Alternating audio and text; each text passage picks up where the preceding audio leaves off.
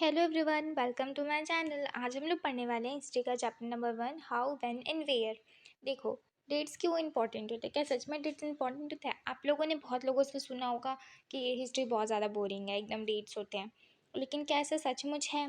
देखो, अगर आप देखोगे तो बहुत पहले जो लोग हैं, हिस्टोरियंस हैं, वो लोग बहुत ज़्यादा फैसिनेटेड होते थे डेट्स को लेकर। वो लोग हमेशा डिबेट्स चलते रहते थे उनके बीच में कि कब किसने जो सिंहासन है उसको जीता, कब किसने लड़ाई की, कब रूलर आया, कब कौन सा रूलर चेंज हुआ। ये सारे के सारे जो हैं वो लोग डेट्स के लिए बहुत ज़्यादा डिबेट करते थे। और तो और जो हिस्ट्री है वो अपने आप में चेंज होता रहता है। जैसे कि आपने आज कुछ किया, बहुत बड़ा किया, तो वो तो हिस्ट्री बन गई ना। तो हिस्ट्री क्या होती है? अपने आप में खुद चेंज होते जाती है। बाय द टाइम वो बहुत लंबी होती जाएगी। अब देखोगे कब कब कब से बहुत ज़्यादा चालू, अब एक ही साल में कितनी सारी हिस्ट्री बन गई होगी, कितने सारे चीज़ों के ऊपर हिस्ट्री बन गई होगी। अगर आप देखते हैं तो देखेंगे कि जो चीज़ें हैं वो पास्ट में कुछ और थी, अभी कुछ और है। मतलब जो चेंज होता है ना, उसी को हम हिस्ट्री बोलते हैं। अगर हम कंपेयर कर ले पास्ट को प्रेजेंट से, तो हम टाइम के बारे में तो बोलेंगे ना। हम तो यही बोलेंगे कि हमने आज जो ये किया तो पहले वो हुआ था, उसके बाद ये होने वाला, ये भी तो एक हिस्ट्री हो गई ना। आप जो है टाइम के हिसाब से ही तो हिस्ट्री को बता रहे हो। अगर आप यहाँ पे हो तो ये जो चीज़ें हैं आपके दिमाग में, अगर आप हिस्ट्री को पढ़ रहे हो, अगर आप बहुत ज़्यादा क्यूरियस इंसान हो, आपके मन में तो ये हमेशा कभी ना कभी आया होगा ना कि अभी कभी आपने देखा होगा कि जो चीज़ें हैं, जैसे कि मान लो अगर कोई चाय पी रहा है, तो ये चाय किसने इन्वेंट किया होगा, किसने बनाया होगा, कब कहाँ से चालू हुआ होगा, किसके दिमाग में आइडिया आया होगा। अगर आप रेलवे ट्रैक्स को देखेंगे तो आपके दिमाग में ये भी आनंद आया होगा कभी ना कभी कि रेलवे ट्रैक किसने चालू किया, कब से चालू है, क्या ये हमेशा से ऐसे था, नहीं था तो किसने चालू किया, पहले किस चीज़ों से बनती थी। तो ये सारी चीज़ें हिस्ट्री ही तो है। अगर आप न्यूज़पेपर पढ़ते होंगे या आपके घर में न्यूज़पेपर आता होगा, तो पहले न्यूज़पेपर नहीं था तो लोग किस में पढ़ते होंगे, क्या चीज़ करते होंगे, पहले प्रिंटर था या नहीं था। तो ये सारी चीज़ें हिस्ट्री ही तो है जो हमें चीज़ों के बारे में बताती है। हिस्ट्री का डेट से थोड़ा ना थोड़ा कनेक्शन तो है ही। सारे के सारे जो क्वेश्चंस है जो अभी मैंने आपको बोला, ये आपके दिमाग में आया होगा। ये सारे के सारे नोशंस ऑफ टाइम है। देखो, जो टाइम है ना वो हमेशा प्रिसाइजली हम नहीं बता सकते कि ये ईयर रहा होगा, ये मंथ रहा होगा, ये वही दिन रहा होगा। फॉर एग्जांपल्स कभी कभी जैसे कि हम अगर मान लो कोई टी का एग्जांपल ले लेते हैं, तो टी क्या है, एक दिन में तो नहीं बना होगा। लोगों ने एक जो प्रोसेस है वहाँ से गुजर कर टी का बेसिकली फॉर्म बनाया होगा कि अब ये फाइनल प्रोडक्ट है, यही टी है और ये बेस्ट है। ये बहुत सारे दिनों, ऐसा तो नहीं अचानक से किसी को सपना आ गया होगा कि वो आ गए होंगे कि हाँ ऐसे ऐसे टी बनाना है, तो अब हम ऐसा टी बनाना चालू करेंगे। नहीं, ये बहुत ज़्यादा प्रोसेस में गया होगा। तो एक करेक्ट टाइम तो हम बता नहीं सकते। वैसे हम ये भी नहीं बता सकते कि ब्रिटिश लोग आए थे, आते ही उन्होंने अपना जो है इंडिया पे कब्ज़ा जमा लिया। नहीं, उन उन लोग ने भी बहुत ज़्यादा टाइम लिया है, उसके बाद वो लोग कब्ज़ा जमाए हैं। बहुत सारे जो मूवमेंट्स हुए हैं उसके बाद ही ब्रिटिश को हटा गए। एक दिन में तो सारी चीज़ें नहीं हुई हैं। तो इसीलिए चीज़ों को प्रिसाइजली अगर हम डेट करते हैं तो वो भी एक गलत होगा, क्योंकि सारे की सारी चीज़ें जो है एक पीरियड में होता है। जो हमारे हम जो देखते हैं ना, जैसे कि अभी हम पढ़ रहे हैं, वो कुछ दिन, वो एक जो डेट होती है, वो एक जो अहम जो चीज़ होती है वो वहाँ से आती है। ठीक है। रानी लक्ष्मीबाई ने जब जब मतलब उन्होंने लड़ा था, अब एक दिन में उन्होंने जो ब्रिटिश ने चीज़ों को करके फिर उन्हें लड़ाने के लिए उत्सुक तो नहीं किया होगा। वो पहले बहुत सारा लंबा प्रोसीजर चला होगा, देन उसके बाद उन्होंने बहुत ज़्यादा तंग आकर ब्रिटिश से लड़ाई की होगी। तो डेट हम प्रिसाइजली नहीं बता सकते, कभी कभी ये इनकरेक्ट भी होता है। लेकिन आप फिर भी देखते हो कि जो हिस्ट्री है डेट से एसोसिएट कर रहे हैं। क्यों कर रहे हैं, क्यों, इसका रीज़न क्या है? इसका रीज़न ये है कि कोई कोई जो चीज़ है वो बहुत बड़ी होती है, बहुत बड़े इवेंट्स होते हैं। जैसे कि मान लो कोई रूलर है या फिर उसकी पॉलिसीज़ है वो एक दिन में आई होगी, उन्होंने शादी की होगी तो एक ही दिन में की होगी, उनके बच्चे होंगे, उन्होंने एक पर्टिकुलर वॉर जीती होगी जो बहुत ही बड़ी होगी, या उनने हारा होगा, या फिर जब वो मरे होंगे, या फिर वो कोई सिंहासन पे बैठे होंगे किसी के। तो ये सारे जो इवेंट है ना, ये स्पेसिफिक डेट में हुआ है, इसलिए हम इसे डिटरमाइन कर पाते हैं। तो इसीलिए हम जो है हिस्ट्री को एसोशिएट कर पाते हैं डेट से। ये एक लिप्टन टी है, ये उसका एडवर्टाइजमेंट है। पहले इस तरीके से होता था। ओके। अभी तक हमने हिस्ट्री की बुक में तो कोई भी डेट नहीं पढ़ा है, बहुत रेयरली अगर पढ़ा होगा तो। हमने तो यही जाना है ना कि लोग पहले क्या खाते थे, लोग पहले कैसे रहते थे, लोग कहाँ रहते थे, लोग कहाँ मूव करते थे, उन्होंने अपना जो लाइवलीहुड है उसको कैसे अर्न किया है, वो लोग मार्केट तक कैसे आए, किंगडम कैसे सेटल हुई, न्यू आइडिया कैसे स्प्रेड हुए, वहाँ का कल्चर क्या था, अभी तक हमने ये जाना था। विच डेट्स, देखो जैसे कि आप लोग के बिना जैसे कोई भी चीज़ हो रही है, जैसे कि मान लो स्कूल में कोई इवेंट हो रहा है, तो अब आपके लिए वो डेट बहुत ज़्यादा इंपॉर्टेंट हो गई क्योंकि उस डेट में इवेंट हो रहा है। फिर आपके साथ कुछ बहुत अच्छा हुआ, आपको कोई अवार्ड मिला, फिर उसके बाद क्या होगा, आप वो डेट को हमेशा याद रखोगे, तो वो क्या बन गई, हिस्ट्री। हम कुछ भी चीज़ को कि आपने कब ब्रश किया था, आपने क्या किया था, ये सब आप याद नहीं रखते हो, आप कुछ इंपॉर्टेंट जो चीज़ें होती है उसको याद रखते हो। तो हिस्ट्री इसी तरीके से बनती है, जो इंपॉर्टेंट इवेंट होते हैं या फिर कोई इशू होता है या फिर कोई भी जो चीज़ें होती है जो इम्पोर्टेंट होती है उस डेट पे, जो स्पेसिफिक डेट पे हुई रहती है, उसे उस डेट को हम हिस्ट्री बना देते हैं। ओके, क्योंकि उसको हम लोग एक पॉइंट कर देते हैं कि हाँ इस डेट में ये हुआ था। वैसे ही जो हिस्ट्रीज़ है जो ब्रिटिश इंडिया के बारे में है, ब्रिटिश जो मतलब इंडियन हिस्ट्री के बारे में, उसमें क्या होता है, जो जो हर एक गवर्नर जनरल है ना, वो इम्पॉर्टेंट है क्योंकि हर किसी ने कुछ ना कुछ, जैसे कि एडमिनिस्ट्रेशन को चेंज किया होगा या फिर पॉलिसीज़ लाई होंगी या कोई चीज़ को जीती होंगी या फिर ऐसे लॉट्स ऑफ चीज़ें जो है इम्पॉर्टेंट रही है, इसलिए हर एक गवर्नर जनरल को पढ़ना बहुत ज़्यादा इम्पॉर्टेंट है।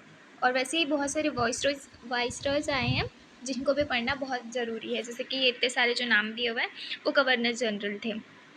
हम देखते हैं कि ये जो गवर्नर जनरल्स और वाइसरॉयज़ थे, इनमें मतलब नेवर एंडिंग सेक्शंस थे इसमें, मतलब बहुत सारे आ रहे थे, वाइसरॉयज़ भी बहुत सारे आ रहे थे।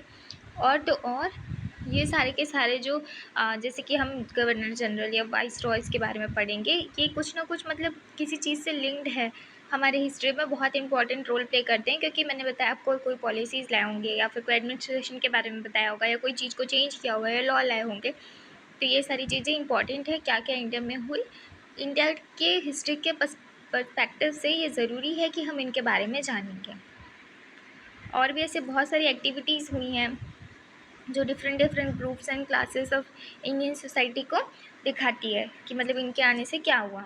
अब देखो जैसे कि अगर हम एक चैप्टर में आपको नहीं बताएंगे, जैसे कि यहाँ पे दिया हुआ है कि हमें इतना हिस्ट्री की बुक्स का ऐसे चैप्टर वाइज पढ़ने की क्या ज़रूरत है, इसीलिए ज़रूरत है क्योंकि अगर बीच बीच से मैं आपको कहीं से भी कुछ भी बताऊँगी तो आपको पूरा खिचड़ी बन जाएगा, आपको कुछ समझ में नहीं आने वाला है। लेकिन अगर हम आपको धीरे धीरे की स्टोरी के थ्रू बताऊँगी तो आपको अच्छे से समझ में आएगा कि क्या हुआ था, ये इस टाइम पे ये आए थे तो उसने ये पॉलिसीज़ लाई थी, ये अत्याचार हुआ था तो ये हुआ था, रिवॉल्ट हुए थे। तो ये सारी चीज़ें जो है ना स्टेप बाय स्टेप करना ज़रूरी होता है, जिससे आपको समझ में आएगा, थोड़ा इंटरेस्ट भी आता है। बहुत सारे लोगों को हिस्ट्री भी बहुत पसंद होती है, मुझे भी बहुत पसंद है, इसीलिए क्योंकि हम जो है ना इस चीज़ों को याद करने का पर्सपेक्टिव से नहीं देखते हैं।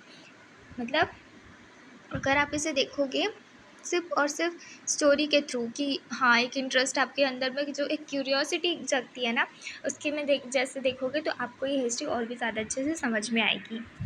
How do we period how do we periodize, देखो जेम्स मिल आते हैं जो स्कॉटिस्ट जो इकोनॉमिक्स एंड पॉलिटिकल फिलोसोफर हैं, 1870 में वो इंडिया आते हैं और वो एक ना मैसिव बुक लिखते हैं जो हिस्ट्री रही है इंडिया की, ब्रिटिश इंडिया की। जब ब्रिटिश इंडिया की जब वो यहाँ पे आए थे तो उन्होंने एक बुक लिखी थी जो कि मैसिव 3 वॉल्यूम की थी, जो कि अलग अलग वॉल्यूम पे डिवाइड थी और 3 वॉल्यूम पे डिवाइड थी, हिंदू मुस्लिम एंड ब्रिटिश।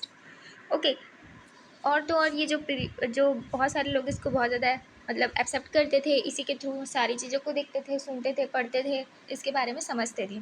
लेकिन क्या आपको लगता है कि ये जो है, जो ये इसको डिवाइड किया गया है वो सही में इस टाइप का होना चाहिए था? नहीं, नहीं होना चाहिए था, क्योंकि देखो अब पहले जो है बहुत सारे जो इंडिया में रिलीजन सिर्फ हिंदू और मुस्लिम तो नहीं है या फिर जो क्रिश्चियनिटी तो नहीं है, बहुत सारे जो है रिलीजन यहाँ पे फॉलो किए जाते हैं, प्रैक्टिस किए जाते हैं। तो उस हिसाब से ये जो है जो एकदम डोमिनेंट जो यहाँ पे दिखाया गया है हिंदू मुस्लिम एंड ब्रिटिश, वो गलत है, क्योंकि इससे ना लोगों की लाइफ के बारे में नहीं पता चल रहा है। हम सिर्फ हिंदू मुस्लिम्स के बीच में फ़ोकस कर ले रहे हैं और ब्रिटिश के बीच में फ़ोकस कर ले रहे हैं। हमें जो है चीज़ों के और भी लोगों के बारे में और भी अलग अलग ट्राइब्स के बारे में हमें इससे नहीं पता चलता है। ओके। अब आप ये समझो कि हमारे लिए जो हिस्ट्री को डिवाइड करना क्यों ज़्यादा ज़रूरी है।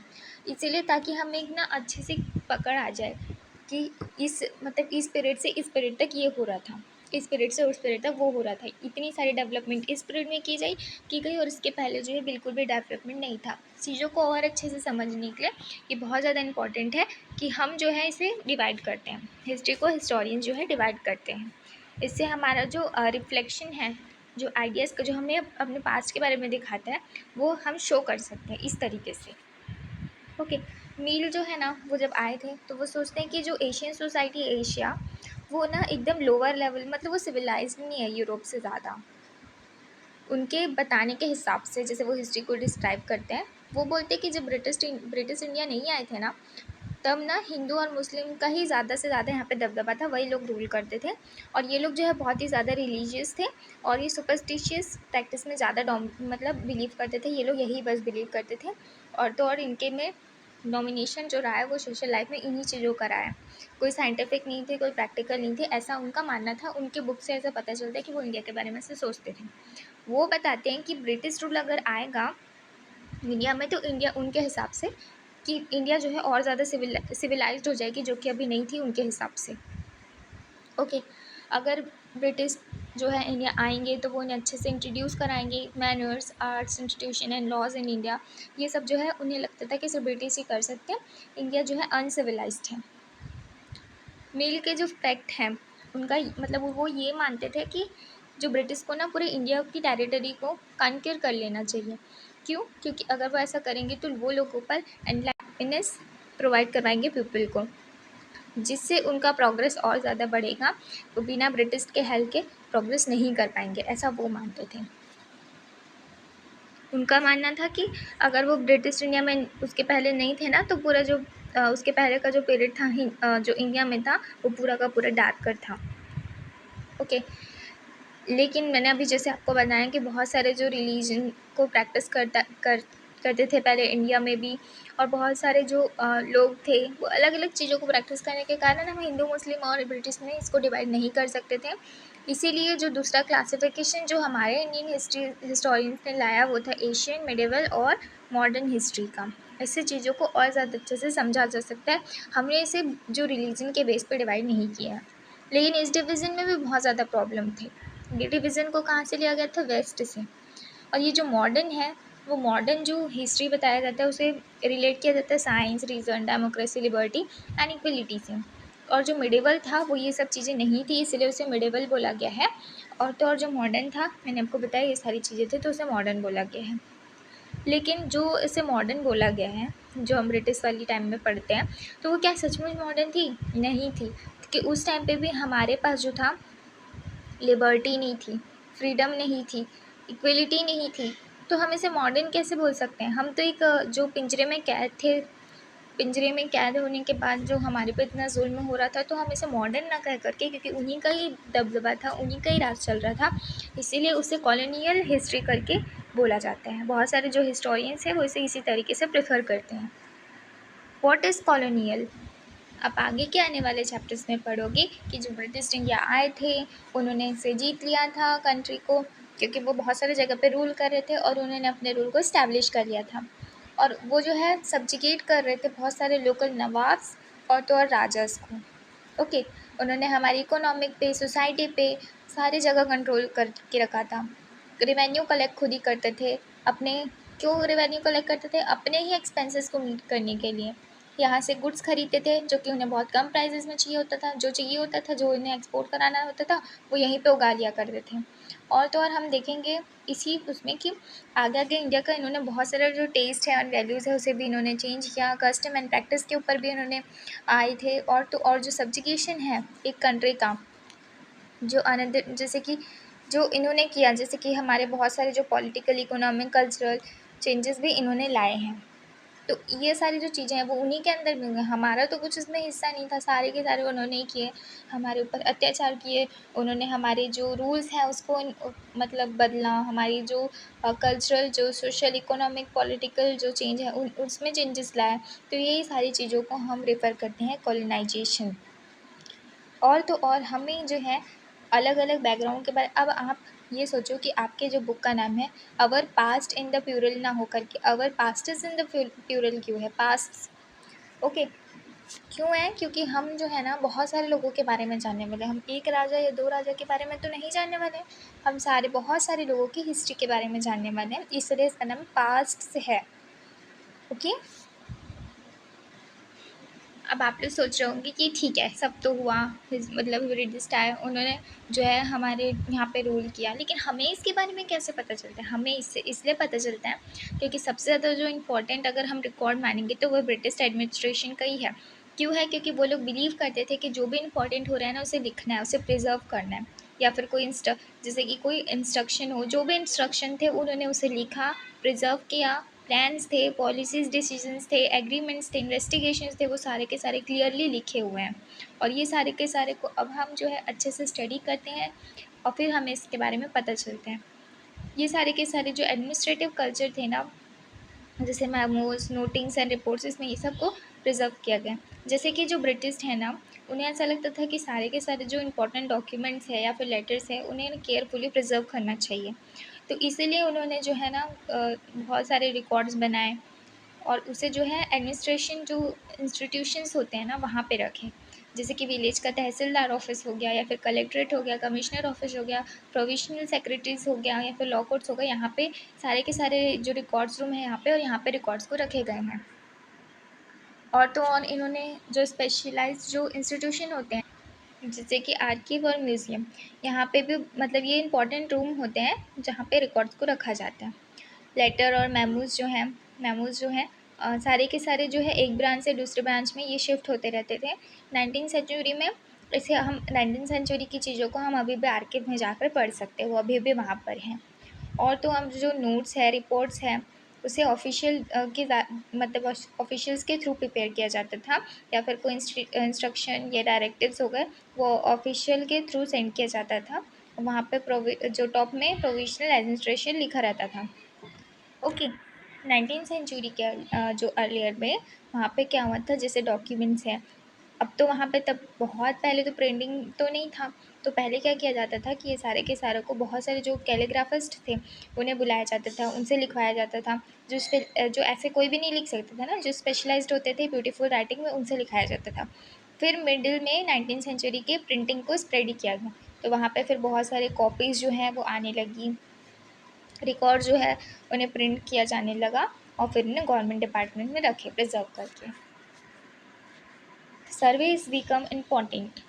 अब ब्रिटिश मानते थे कि उन्हें पहले सर्वे करना चाहिए, अगर कोई भी कंट्री में उन्हें इफेक्टिवली एडमिनिस्ट्रेट करना होगा तो उन्हें जो है सबसे पहले सर्वे करना होगा, उस कंट्री के बारे में अच्छे से जानना होगा। तो जब अर्ली 19th सेंचुरी में ब्रिटिश लोग ने बहुत सारे सर्वे किए थे, बहुत ही सारे, उन्होंने पूरी कंट्री का सर्वे किए थे कि जैसे कि विलेज है तो उन्होंने रेवेन्यू का सर्वे करवाया, और जैसे कि सॉइल क्वालिटी क्या है, टोपोग्राफी, और जो फ्लोरा एंड फौना कैसा है वहाँ का, लोकल हिस्ट्री कैसी है, क्रॉपिंग पैटर्न कैसी है, सारे के सारे वहाँ पे उनके सर्वे रिकॉर्ड्स में लिखे गए हैं।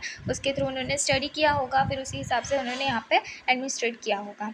और जो एंड ऑफ 19th सेंचुरी है ना, उन्होंने सेंसस ऑपरेशन को हेल्ड किया, जैसे कि हर 10 साल में एक सर्वे होता था जिसका नाम था सेंसस। वहाँ पे लोगों के एक एक माइन्यूट डिटेल को लिखा जाता था, जैसे कि उनका एक छोटा-छोटा जितने भी लोग हैं इंडिया में उनके बारे में लिखा जाता था। मतलब एक रिकॉर्ड्स तैयार किया जाता था, उनके इन्फॉर्मेशन को, उनके कास्ट को, रिलीजियस को, वो क्या करते हैं। और तो और ऐसी इसके अलावा और भी सर्वेज़ होती थी, जैसे बॉटनिकल, जूलॉजीज़, या फिर जो आर्कियोलॉजीज़ वाली सर्वे हो गई, या एंथ्रोपोलॉजिकल वाली सर्वेज़ हो गई, या फॉरेस्ट सर्वेज़ हो गई। तो ये एक सर्वे करते थे उन, जैसे कि उन्होंने बोला कि कहीं पे भी इफेक्टिवली एडमिनिस्ट्रेट करना होगा तो उन्हें हर चीज़ जो इंडिया के बारे में या कोई भी कंट्री के बारे में अच्छे से जानना होगा, तो उसे ही जो है सर्वे करते थे वो लोग। उसका नाम था सेंसस, जो कि हर 10 साल में होता था। अब हम देखेंगे कि हमें जो ऑफिशियल रिकॉर्ड्स थे, जो सर्वेज़ वगैरह थे, या फिर जो रिकॉर्ड्स रखे जाते थे, उससे हमें क्या नहीं पता चलता है। हमें वैसे तो बहुत कुछ पता चलता है, लोगों की एक चीज़ों के बारे में पता चलता है, लेकिन हमें बहुत कुछ ऐसे भी हैं जो नहीं पता चलता है। जैसे कि हमें सिर्फ उनके जैसे कि उस जो रिकॉर्ड्स में सिर्फ यही लिखा गया होगा जिसमें वो इंटरेस्टेड होंगे, या वो जिस लिए आए होंगे, या उनकी जो प्रॉस्पेरिटी होगी, जो वो विश करते होंगे, सिर्फ वही लिखा गया होगा, वही प्रिजर्व किया गया होगा। वहाँ पे जो लोगों की जो कॉमन पीपल थे उनके बारे में तो नहीं लिखा गया होगा। इसके लिए हमें दूसरे सोर्सेज़ की मदद लेनी पड़ती, लेकिन ये ढूंढ पाना बहुत ज़्यादा डिफ़िकल्ट है, क्योंकि सिर्फ ऑफिशियल रिकॉर्ड ही हमें मिले थे। अब पहले तो प्रिंटिंग वगैरह नहीं था, तो हमें लोगों के बारे में नहीं पता चलता था। तो एक और जो तरीका था वो था जो अकाउंट्स थे पिलग्रिम्स और ट्रैवलर्स के, जो यहाँ पे घूमने के लिए आते थे, वो लोगों को देखते होंगे, उनके बारे में लिखते होंगे, तो हमें वहाँ से पता चला। फिर जैसे जैसे जो पर्सनैलिटीज़ है, जो इम्पोर्टेंट पीपल की, तो ऑटोबायोग्राफी से हमें उनके भी बारे में पता चलता है। और ये सारी की सारी जो पॉपुलर बुकलेट्स हैं जो लोकल बाज़ार में सोल्ड हुआ करती थी, उससे भी हमें पता चलता है। जैसे जैसे प्रिंटिंग स्प्रेड जो प्रिंटिंग जो है स्प्रेड होने लगा, तो न्यूज़पेपर पब्लिश होने लगी, फिर लोगों को पता चलता गया, तो वो लोग एक दूसरे पे डिबेट करने लगे पब्लिक्स में। लीडर्स और रिफॉर्मर्स थे, उन्होंने अपने आइडियाज़ को स्प्रेड किया। पोइट्स थे, नोवेलिस्ट थे, उन्होंने अपनी फीलिंग्स को एक्सप्रेस किया, मतलब वो जो भी लिखते थे स्प्रेड करते थे। ये सारे के सारे जो सोर्स हैं वो हमें लोगों के बारे में बताते हैं, लेकिन उन्हीं लोगों के बारे में जो पढ़े लिखे हैं, जो लिटरेट है। उन लोगों का क्या, जो ट्राइबल्स हैं, जो मतलब जंगलों में रहते थे, या फिर कोई पीजेंट हो गया, या फिर कोई वर्कर हो गया जो माइंस में काम करता है, या फिर जो एक गरीब इंसान हो गया जो स्ट्रीट पे खड़े हैं, उनके बारे में हमें जानना बहुत ही ज़्यादा डिफ़िकल्ट है, क्योंकि उनको पढ़ने भी नहीं आता था। लेकिन इसके भी बारे में पता किया जा सकता है, उसको हम लोग नेक्स्ट चैप्टर्स में पढ़ने वाले हैं। यहाँ पे आपका चैप्टर एंड होता है। आई होप आपको ये वाला चैप्टर समझ में आएगा। मिलते हैं नेक्स्ट वीडियो के लिए। Thank you.